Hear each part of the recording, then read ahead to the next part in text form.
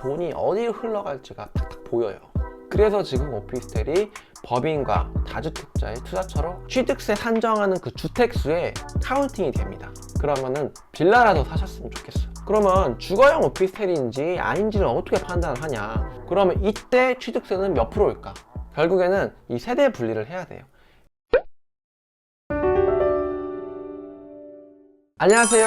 오피스텔로 떼돈을 벌 남자 사다리TV입니다. 오늘은 취득세에 대해서 얘기를 해보려고 합니다.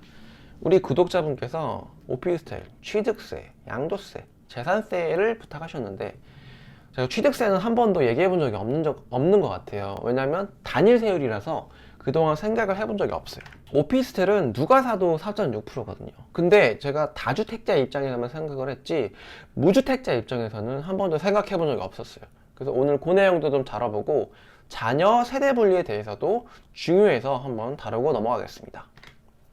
오피스텔은 누가 사도 4.6%예요. 무주택, 다주택, 심지어 법인이 사도 4.6%예요. 건축물이기 때문이죠. 원래는 부동산은 취득세가 4.6%가 맞아요. 다만 주택은 국민의 필수제이기 때문에 그걸 깎아줘서 1.1%인 거예요. 그러니까는 4.6%라고 생각하면 편합니다. 그리고 꿀팁을 드리면 지방세 특례법 보시면은 신규 분양을 받는 경우에 임대사업자를 등록을 하면 취득세가 면제가 됩니다. 단 전용 60제곱미터 이하인 경우 이런 것도 있으니까 참고하시고, 일단은 단일 세율이 4.6%가 예전에는 높은 허들이었는데 지금은 어지간한 아파트가 9억이 넘어가잖아요. 9억 넘으면 3.3%고 법인은 12%니까 상대적으로 4.6%가 싸 보이는 거예요. 그래서 지금 오피스텔이 법인과 다주택자의 투자처로 아주 적당하다는 거죠. 그래서 몰리고 있는 거고, 다주택 법인은 문제가 없어요. 근데 무주택자나 1주택자가 문제예요. 2020년 8월 12일 이후에 취득한 주거용 오피스텔은 취득세 산정하는 그 주택수에 카운팅이 됩니다. 무주택자가 주택을 사는 경우에는 규제지역도 1%죠. 그 다음에 비규제 지역을 사도 1%입니다. 그 다음에 오피스텔을 사면 4.6%죠. 그러니까 순서는 이게 맞아요. 규제지역 먼저 사고, 그 다음에 비규제지역 사고, 그 다음에 오피스텔, 뭐 토지, 상가 이런 걸 사는 게 맞는 거죠. 또는 뭐 저같이 다주택자는 뭘 사든 12%니까 오피스텔이 난 거죠. 법인도 오피스텔이 싸고. 그래서 저는 무주택자라면 아직은 그래도 주택을 먼저 사라. 근데 난 주택 살 돈도 없어. 어차피 아파트 살 돈도 없단 말이야.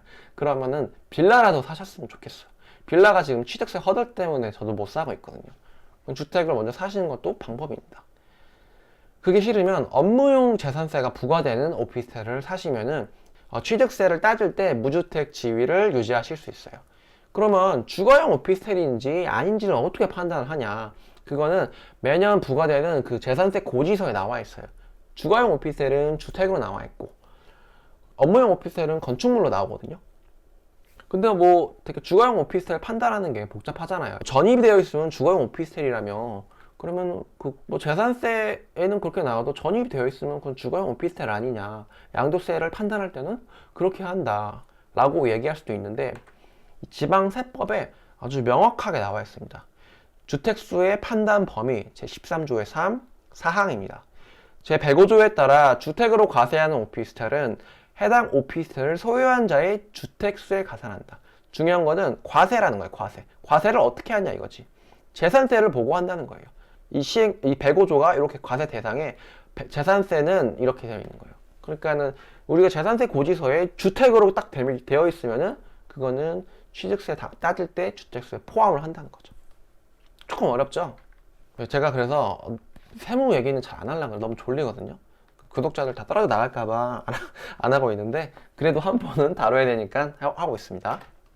자, 그럼 제가 퀴즈를 한번 내볼게요. 엄마 아빠가 1주택자예요. 20살 대학생 아들이 엄마 아빠 몰래 용돈 좀 벌어보려고, 효도 좀 하려고 주거용 오피스텔을 작년에 몰래 갭 투자를 했어요. 그리고 23살 대학생 딸이 곧 시집을 갈 테니까 엄마 아빠가 투자용으로 자녀 명의로 용인시 처인구 아파트 매수를 했습니다. 그러면 이때 취득세는 몇 프로일까? 참고로 용인시 처인구는 비규제 지역입니다.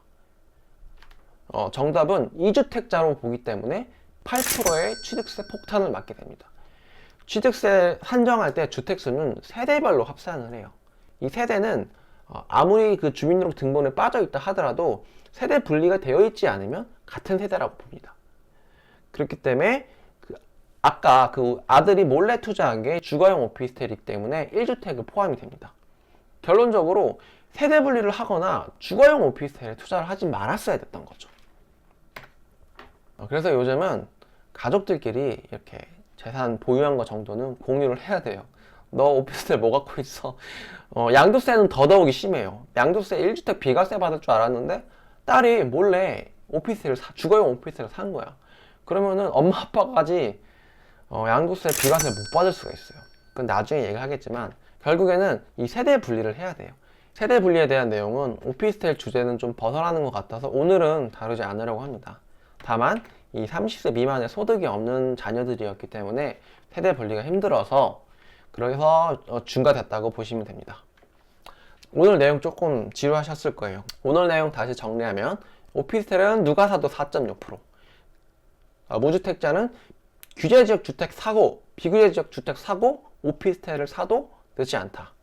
그리고 자녀 세대 분리로 인해서 취득세, 양도세 폭탄 맞을 수 있다.